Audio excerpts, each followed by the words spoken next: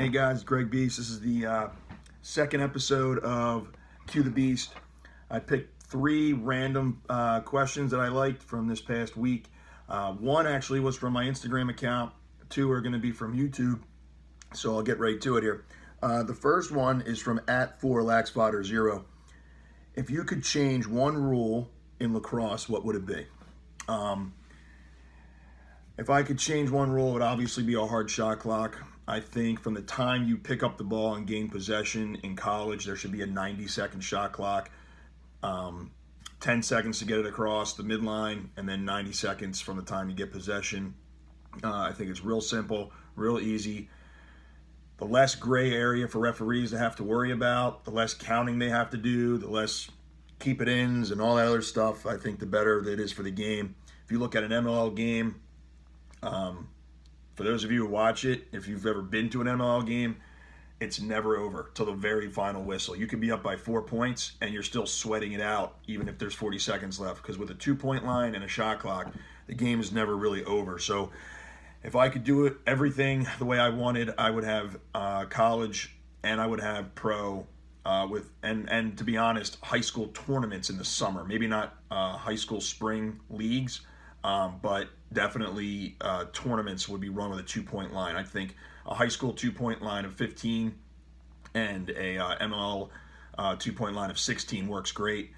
It changes the game. It spreads people out. Once you go into a shot clock situation, more teams might be apt to pack it in and hope they have a good goalie to save outside shots. Once you add the arc, it pulls defenses out, so they have to man up and play, and then it opens up the entire field. Same thing happened for basketball years ago, and I think it's a no-brainer. It makes no sense not to have a 2-point arc and a shot clock in college lacrosse.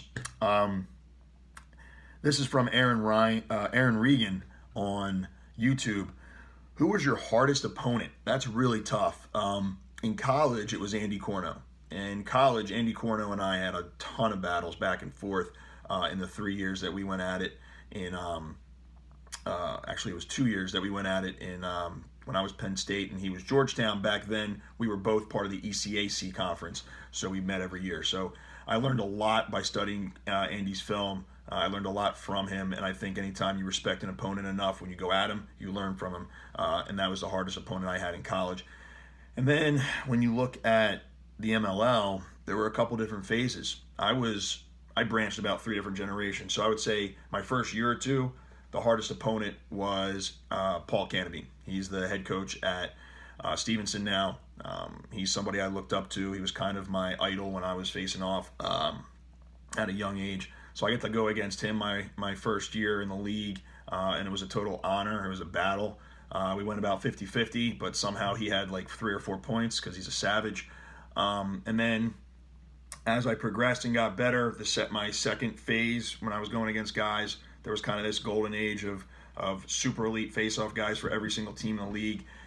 In the old rules, when it was more of a grind, Anthony Kelly was definitely the hardest because we lined up tight to the ball. Him and I were both, strong, and obviously Anthony Kelly is the biggest athlete that I've ever faced off against, and him and I would have these huge grind-out battles.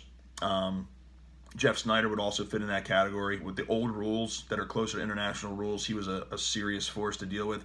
And then the new rules and this newest generation was Brendan Fowler. Fowler and I had great battles. He can mix it up. Obviously, him and I teach the FOA system together, so it's a total chess match. It's not just guessing on the whistle. There's no cheating or anything like that involved. It's just purely educational. If you're watching it as an athlete, to watch him and I face off, because we're basically trying to, check down on each other mid face off, and there's a lot of technique and counters involved. So, and then when he does win it, obviously he's an athlete and he can score goals. So it's a great battle both ways. Third and final question comes from Alx Brs from YouTube. What are your top 3 face-off heads? I'm not going to go personal preference because that's tough. I play in the MLL, so you can only, like for instance, I'm not allowed to use a CEO because that's a Nike head in the MLL.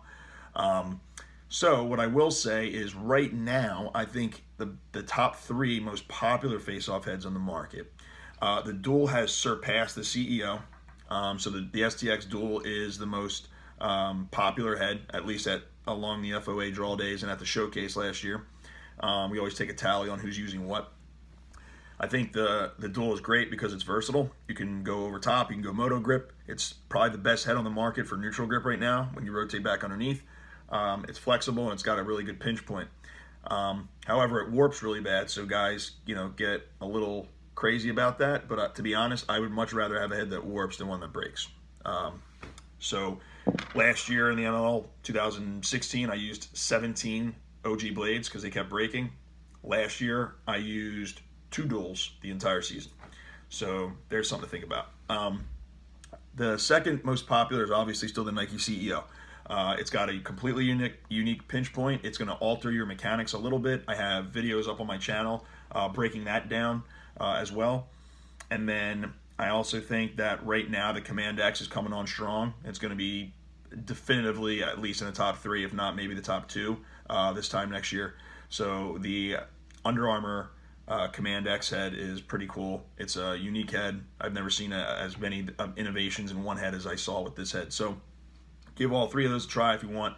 You never know what you might like the best and what might help you out the best.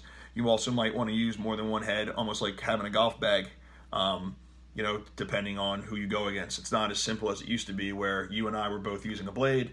Whoever has the best mechanics is going to win. Now, you have to game plan for different styles of heads. For instance, when we scrimmaged Maryland for Team USA a couple weeks ago, the Dual wasn't as effective against the Command X. So I went back to my OG blade, which has a stronger rail, and that was way more effective against a Command X head. So you never know, okay? So those are the 3 questions.